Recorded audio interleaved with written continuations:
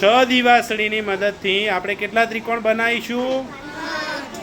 8 ત્રિકોણ.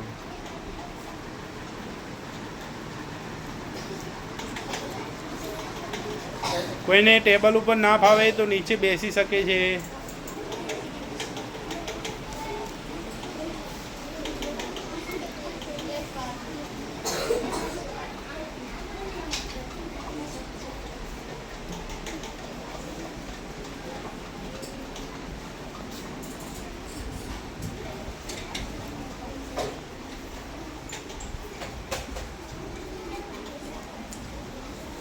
નીચે ફાવે તો નીચે પણ બેસી શકાય. હો,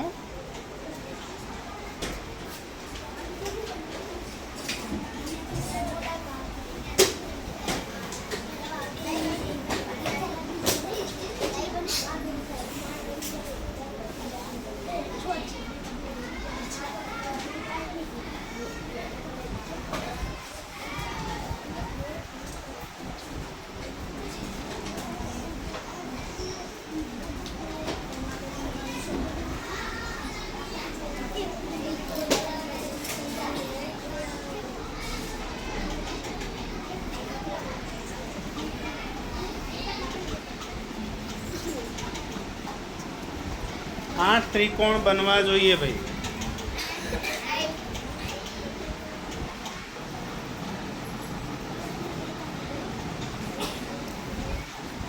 પવનથી ઉડી જાય તો નીચે બેસી જવાનું. રેડી? સરસ, વેરી ગુડ. આકારો બની ગયા છે. હવે તમારે મને ત્રિકોણ ગણાવવાના છે. કોણ ગણાવશે? ચલો. અંદર 8 ત્રિકોણ બન્યા છે. કેટલા? 8 ત્રિકોણ બનાવ્યા. હવે એ 8 ત્રિકોણ ગણાવવાના છે. કયા કયા છે? કોણ ગણાવશે? ચલો ચલો બતાવો મને અંદર અહીં. ચલો,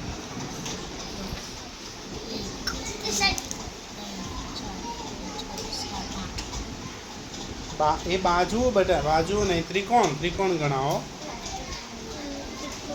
ત્રિકોણ બતાવો મને. ખૂણા નહીં, ત્રિકોણ.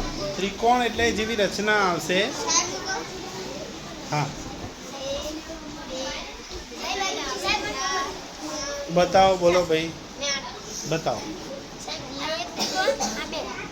એ તો ખૂણા થયા. બોલો કેટલા બનાયા? 8. કઈ રીતે? 1 2 3 4 5 6 7 અને 8. Very good, very good. 6 દિવાસળીમાંથી તમે કેટલા ત્રિકોણ બનાવ્યા છે? કેટલા? અને ત્રિકોણનો આકાર કેવો છે ખબર પડી ગઈ? ઓકે, ચલો.